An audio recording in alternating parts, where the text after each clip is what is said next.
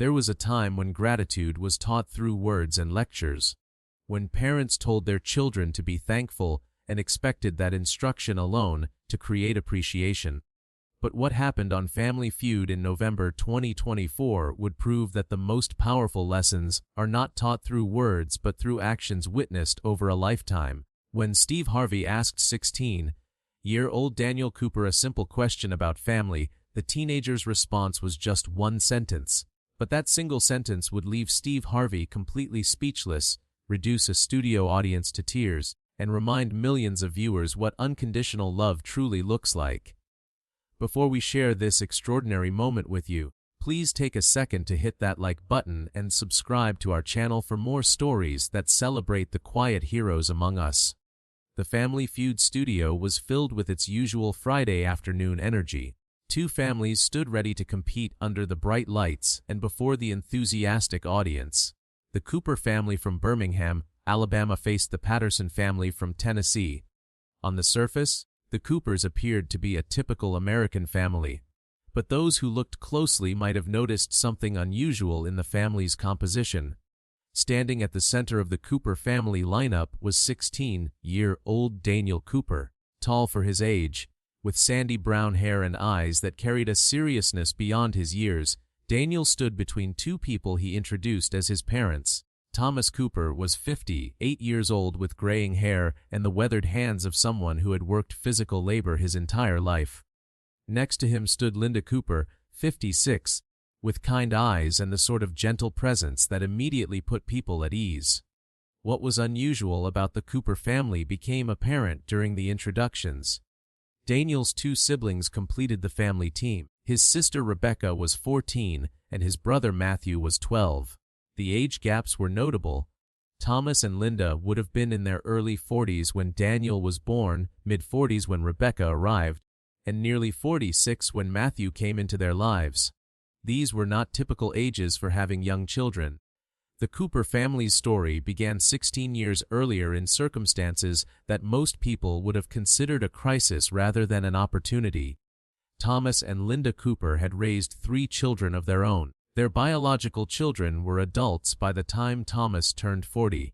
The Coopers had been looking forward to a quieter phase of life. Thomas worked as a maintenance supervisor at a manufacturing plant. Linda worked part-time at the local library. They had a modest but comfortable life, a paid-off mortgage on a small house, and plans to travel once Thomas retired in a few years. Then Linda's sister Karen died unexpectedly at age 34. A car accident on a rainy highway took her life instantly. Karen left behind 3 children. Daniel was 6 months old. Rebecca would be born 2 months later, as Karen had been 7 months pregnant when she died. Matthew would come into the picture 2 years after that, born to Karen's husband who struggled with addiction and was deemed unfit for custody. The children had no other family willing to take them. Karen's husband's parents were deceased. The children's father was in and out of rehabilitation facilities and jail. Child Protective Services began the process of finding foster homes for the children. The caseworker explained to Thomas and Linda that the siblings would likely be separated.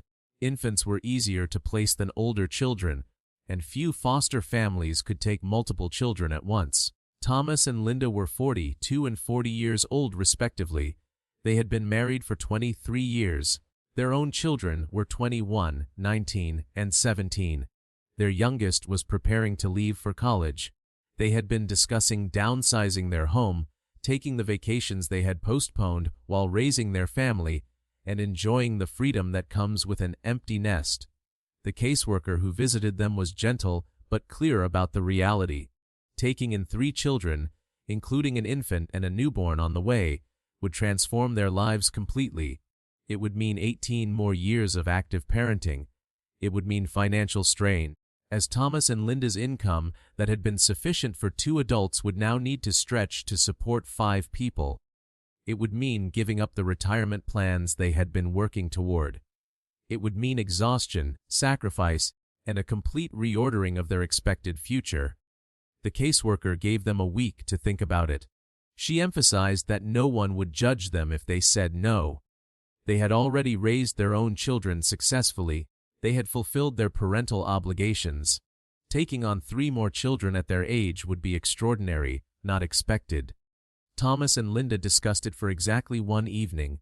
Then they called the caseworker and said they would take all 3 children, not as foster parents with the uncertainty that entailed, but through legal adoption.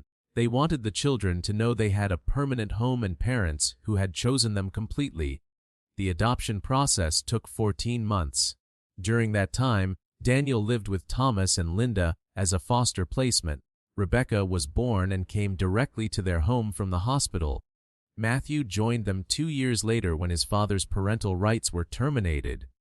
By the time all the legal processes were complete, Thomas and Linda had officially adopted 3 children and transformed their quiet approaching retirement life into the chaos of raising babies, toddlers, and young children in their mid-40s.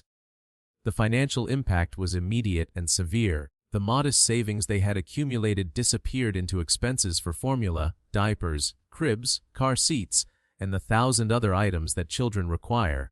Linda had to quit her library job entirely to care for 3 children under the age of 3.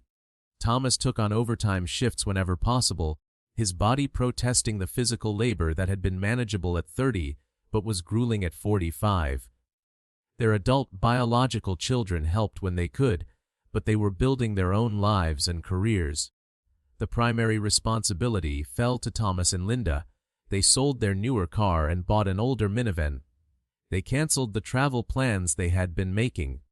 They moved out of the master bedroom and gave it to the children, taking the smaller guest room for themselves so the kids could have more space.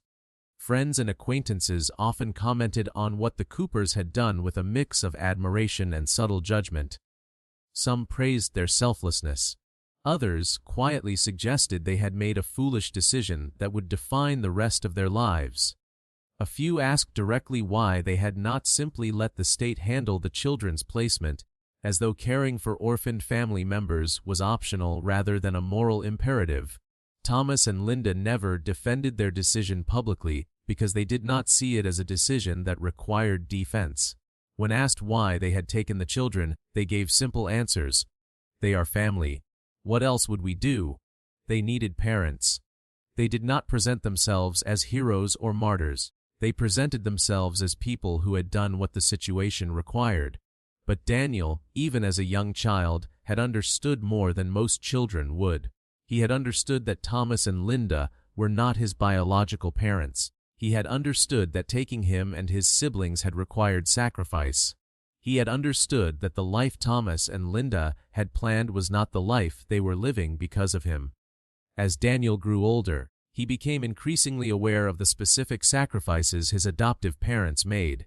He noticed that Thomas worked extra shifts and came home exhausted. He noticed that Linda's hands were always busy, always working, rarely resting. He noticed that their house was smaller than his friends' houses, that their car was older, that vacations meant camping trips rather than theme parks or beach resorts. He also noticed things that his friends took for granted, but that seemed remarkable to him. He noticed that Thomas never missed his school events, despite working 10-hour days. He noticed that Linda always had time to help with homework, even though she was managing a household with 3 active children. He noticed that when Rebecca needed braces and Matthew needed physical therapy for a minor developmental delay, Thomas and Linda found the money somehow, even when it meant eating cheaper meals and wearing older clothes.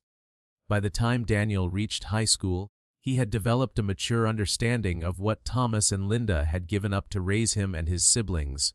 He understood that they could have had a comfortable, peaceful later life. Instead, they had chosen exhaustion, financial strain, and 18 more years of active parenting, and they had made that choice knowing full well what it would cost them. Daniel had tried to express his gratitude many times over the years. As a young child, he had made cards and given hugs.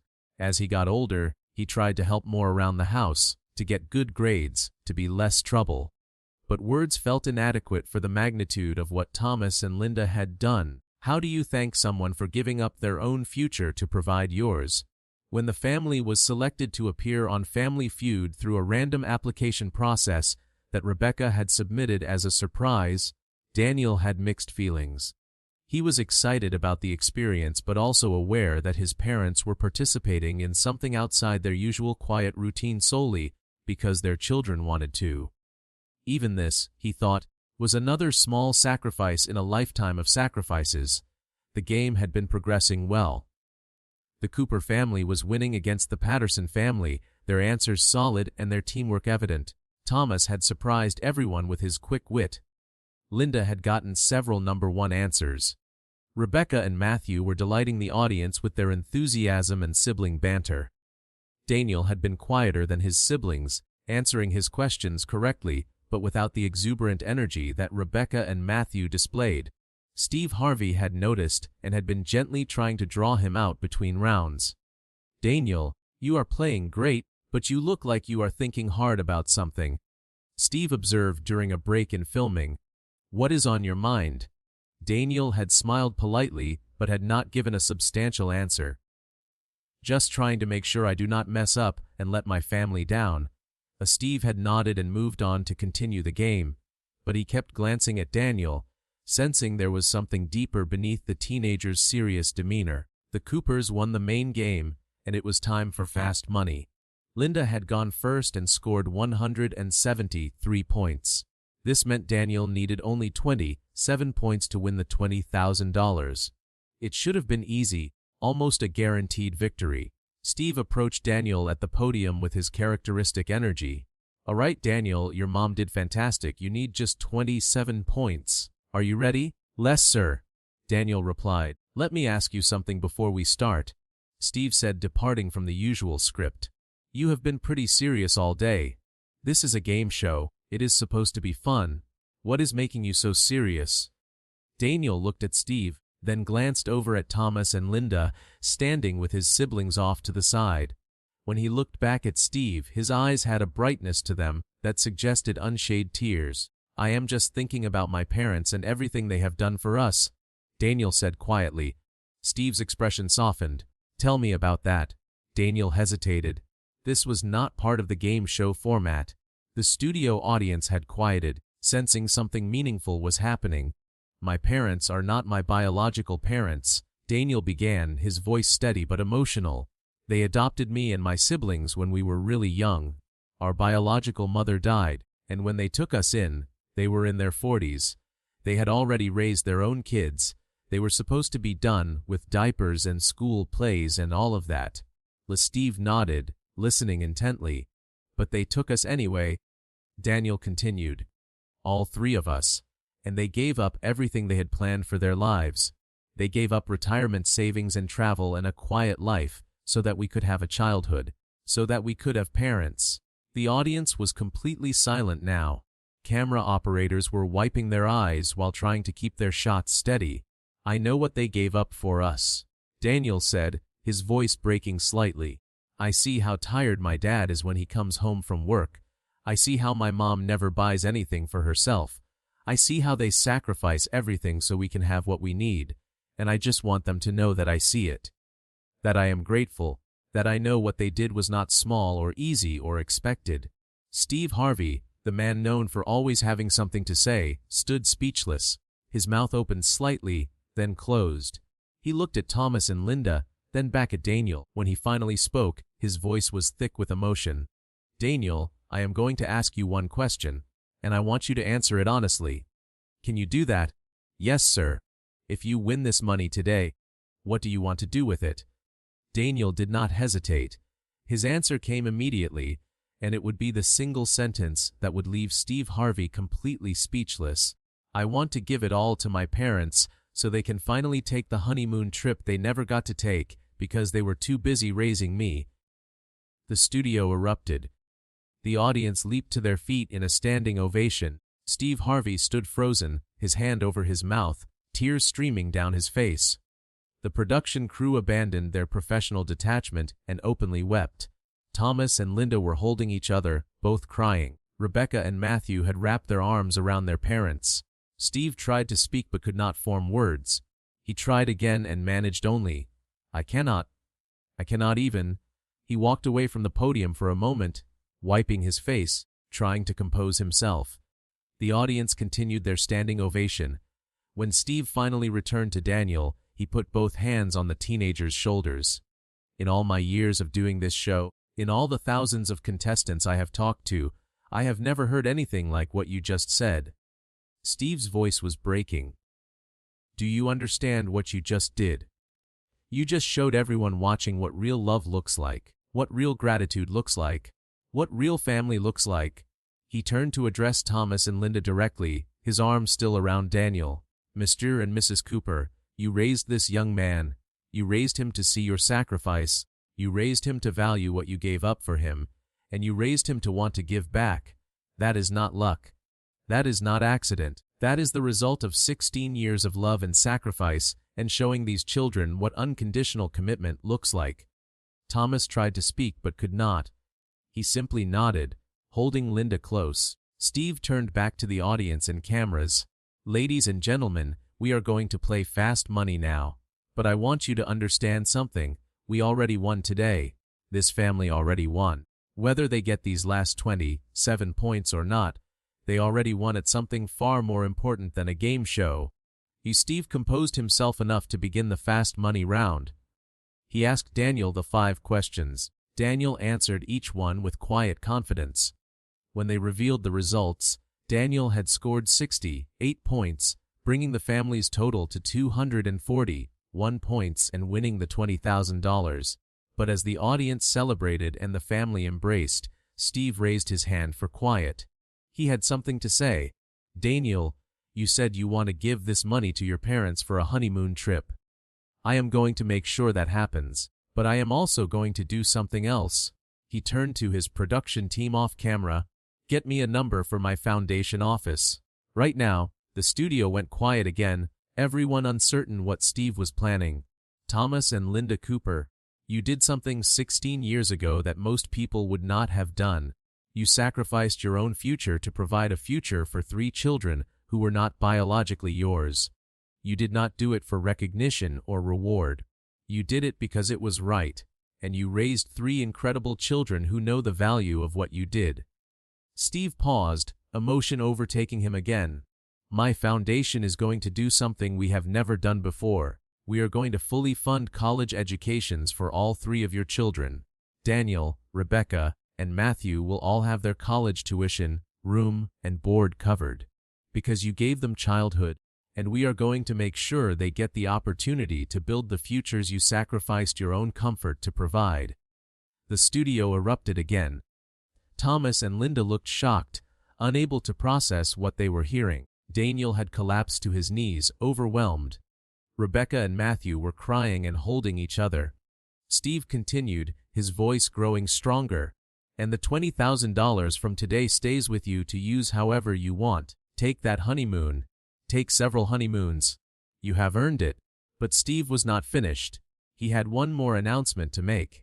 I am also personally going to contribute to Thomas's retirement fund, because a man who works himself to exhaustion to provide for children he chose to raise deserves to actually retire someday, and a woman who gave up her career and her plans deserves to enjoy her later years without financial stress.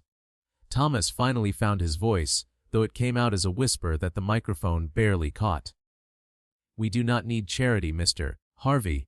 We just did what any decent person would do. Steve shook his head firmly. This is not charity, sir. This is honor. This is recognition. This is the rest of us saying that we see what you did, we understand what it cost you, and we want to make sure your sacrifice is acknowledged and supported. He turned to Daniel. And young man, what you said about wanting to give your parents this money, that one sentence taught everyone watching more about gratitude and family than any sermon or lecture ever could. You just showed the world what it looks like when children truly see and appreciate their parents' sacrifice. The Patterson family, who had lost the game but had witnessed this extraordinary moment, approached the Coopers. The father, James Patterson, spoke with tears in his eyes. We came here to win money, but what we just witnessed is worth more than any amount of money. Thank you for reminding all of us what family is supposed to look like. The 2 families embraced, strangers united by witnessing something profound. As the taping concluded, Steve pulled Daniel aside for a private conversation that the cameras captured. Daniel, I need you to understand something. What you said today will change lives. People are going to see this and think about their own parents differently. They are going to appreciate sacrifices they have been taking for granted. You just started a ripple effect that is going to touch millions of people." Daniel looked overwhelmed. "I just wanted my parents to know I am grateful. And you made sure the whole world knows they should be grateful too."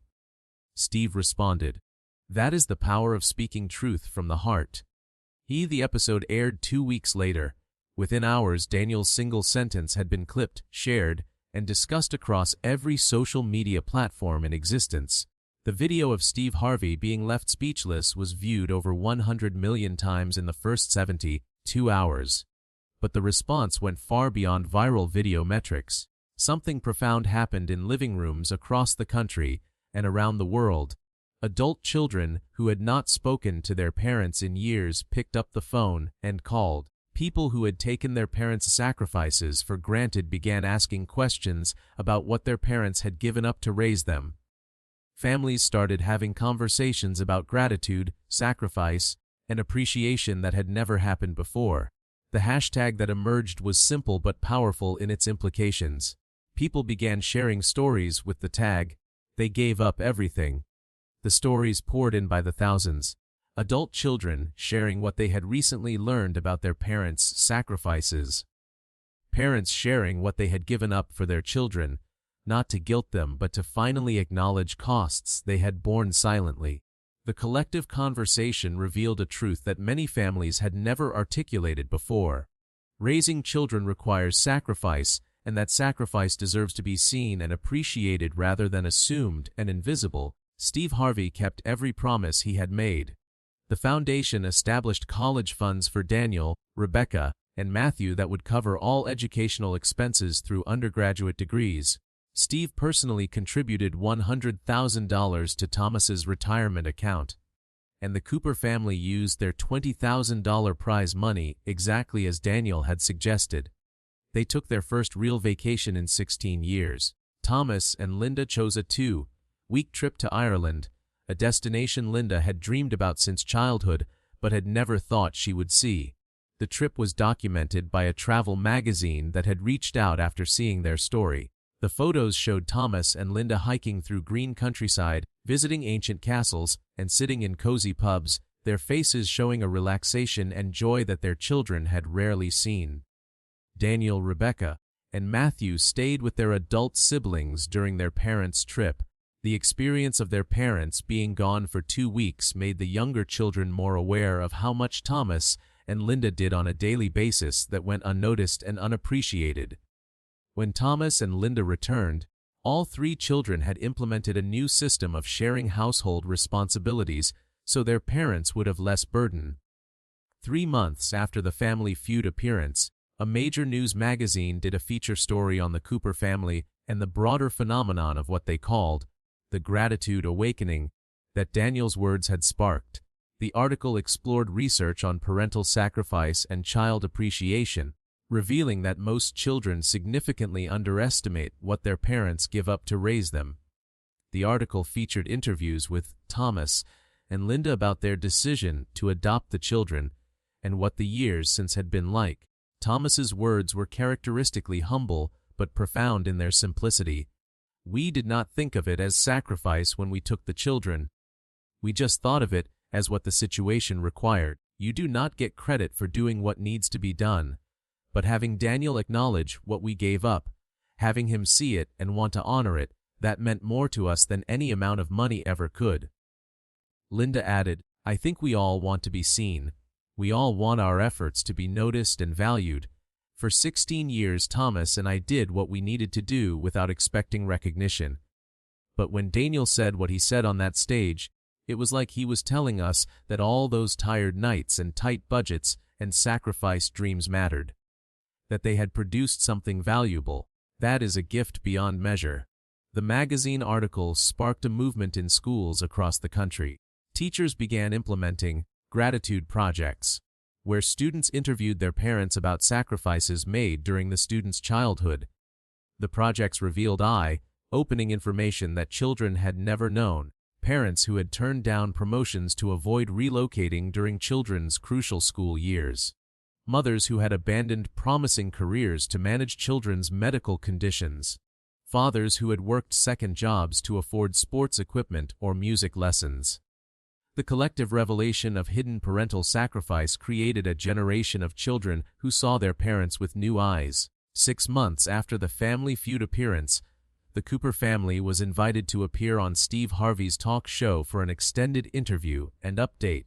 The segment began with the now famous clip of Daniel's single sentence and Steve's speechless reaction. Then it showed what had happened in the months since.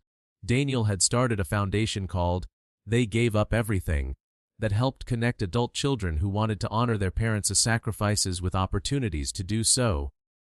The foundation helped organize surprise gifts, funded small luxuries that parents had always denied themselves, and created opportunities for families to have honest conversations about sacrifice and gratitude. Rebecca had begun volunteering at a foster care organization. Inspired by her own experience of being adopted, she spoke about wanting other children in difficult situations to find the kind of love and stability that Thomas and Linda had provided for her and her siblings. Matthew, though only 12 years old, had started a blog called What My Parents Gave Up, where he wrote about the small daily sacrifices he observed Thomas and Linda making. His writing was simple but powerful, detailing things like his father giving up the last piece of chicken at dinner so the kids could have seconds, or his mother wearing a winter coat with a broken zipper for 3 years because she was saving money for Matthew's school supplies. Steve asked Daniel the question that everyone wanted answered. 6 months ago, you said one sentence that changed everything. How has your life changed since then? Daniel's answer showed the maturity and thoughtfulness that had made his original statement so powerful. The biggest change is that my parents finally believe that we see what they did for us. For years, I think they wondered if we understood or appreciated their sacrifice. Now they know we do, and that has changed something in our family. There is an honesty now about what things cost and what we all contribute. It feels more like we are all in it together rather than my parents carrying everything while we just live our lives. He paused, then added, and I have learned something important. Gratitude is not just about saying thank you. It is about seeing the sacrifice and honoring it with how you live your life. My parents did not save me just so I could take their sacrifice for granted. They saved me so I could build a life worthy of what they gave up. That is what I think about every day now. Steve turned to Thomas and Linda. What do you want people to know about your experience? Linda spoke first, her words simple but carrying deep wisdom. I want people to know that parenting is sacrifice, whether children are biological or adopted. Every parent gives up something. Sleep, career advancement, personal time, financial security. And most parents do it willingly because they love their children. But I also think it is okay for that sacrifice to be acknowledged rather than invisible. Children do not need to feel guilty about what parents gave up, but they should see it and appreciate it. That awareness creates better human beings.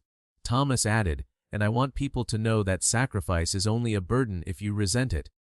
We never resented taking in these children. It was hard, yes. It cost us a lot. But it also gave us purpose and meaning and a second chance at parenthood that we had not expected.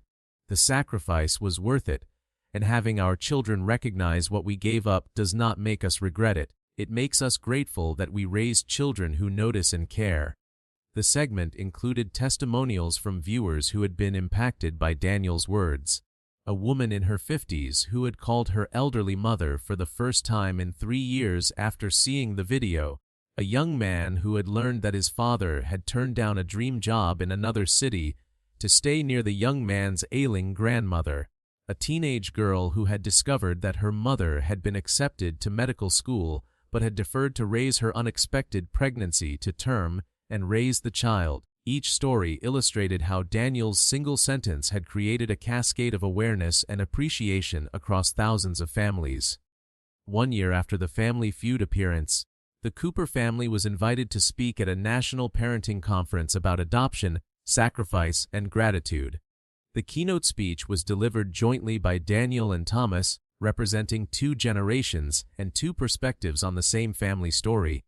Daniel spoke about growing up aware that his existence had cost his parents their expected future, about the guilt he had felt as a child and the gratitude he felt as a young adult, about learning that the best way to honor sacrifice was not to feel guilty about it, but to live a life worthy of it.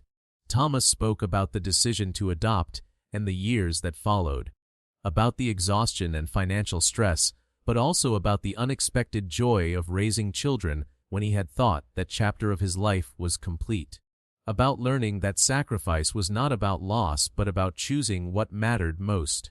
Their combined message resonated powerfully with the audience. Sacrifice was real and significant, deserving of acknowledgement rather than invisibility. But sacrifice was also a choice that could be made with love rather than resentment. And children who saw and appreciated their parents' sacrifice were more likely to become adults who made worthy sacrifices for others. The conference speech was recorded and shared widely, becoming required viewing in social work programs and family therapy training courses. Adoption agencies began using clips from the Cooper's story to help prospective adoptive parents understand both the costs and rewards of choosing to raise children who were not biologically theirs. 2 years after Daniel's appearance on Family Feud, all 3 Cooper children were thriving.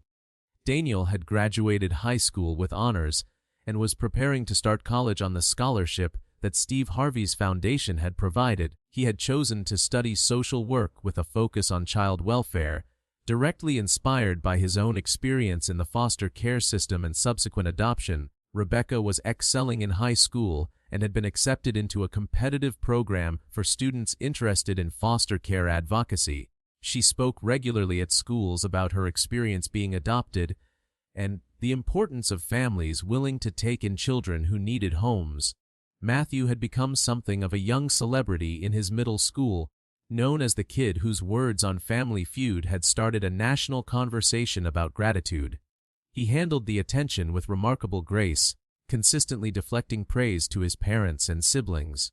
Thomas had been able to reduce his overtime hours thanks to the financial support from Steve Harvey and the college scholarships that removed the pressure of saving for 3 children's educations.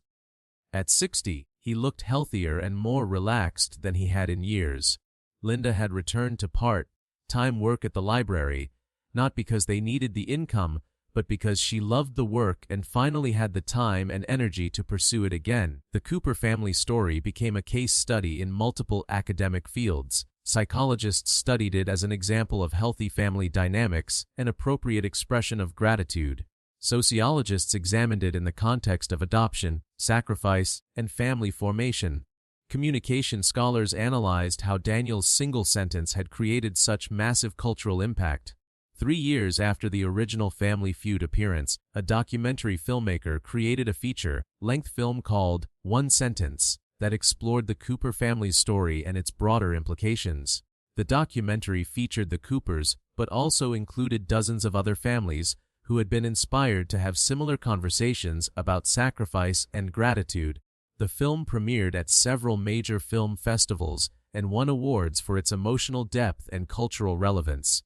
But for the Coopers, the most meaningful moment came when they watched it together as a family in their living room. Seeing their story told in full, from Karen's death through the adoption through Daniel's words on Family Feud through the years of impact that followed, gave them perspective on their own journey. In the documentary's final scene, Daniel, now 19 years old and in his 2nd year of college, reflected on the moment that had changed everything. I said one sentence. Just one. I wanted to give my parents the honeymoon they never got to take. I did not plan to start a movement or inspire millions of people. I just wanted my mom and dad to know I was grateful. But I learned something from what happened after. Truth spoken from the heart has power. When you say something real, something true, something that comes from a place of genuine emotion, people feel it. They recognize it, and it changes things. He paused, looking at Thomas and Linda sitting nearby. My parents changed my life by choosing me when they did not have to, and I like to think that I changed their lives a little bit by finally telling them that I see what they did, and I am grateful. Sometimes the most important thing we can say is the simplest. Thank you. I see you. What you did mattered. That is all it takes. One sentence can change everything. As this extraordinary story reaches its conclusion, it is important to note the lasting impact of Daniel Cooper's words on that Family Feud stage. They gave up everything. Foundation continues to operate, having helped hundreds of families honor parental sacrifice in meaningful ways. Schools across the country have implemented gratitude curricula that help students understand and appreciate their parents' sacrifices. Thomas and Linda Cooper continue to live quietly in Birmingham, now with the financial security that allows them to enjoy their later years without constant stress. They remain involved with foster care and adoption advocacy, using their story to encourage other families to consider adoption. Daniel graduated college and became a social worker specializing in foster care placement. Rebecca is studying to become a family therapist.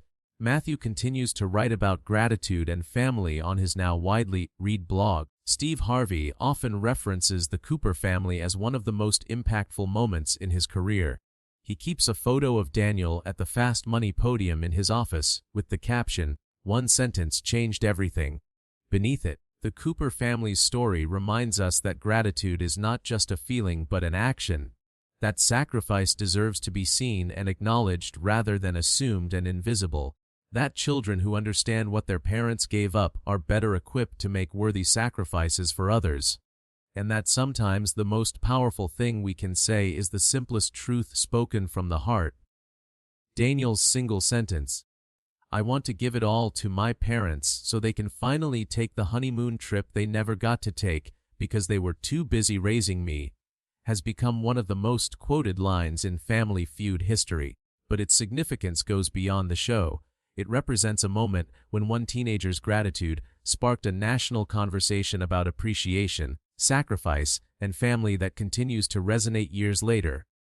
If this story touched your heart, please hit that like button and subscribe to our channel.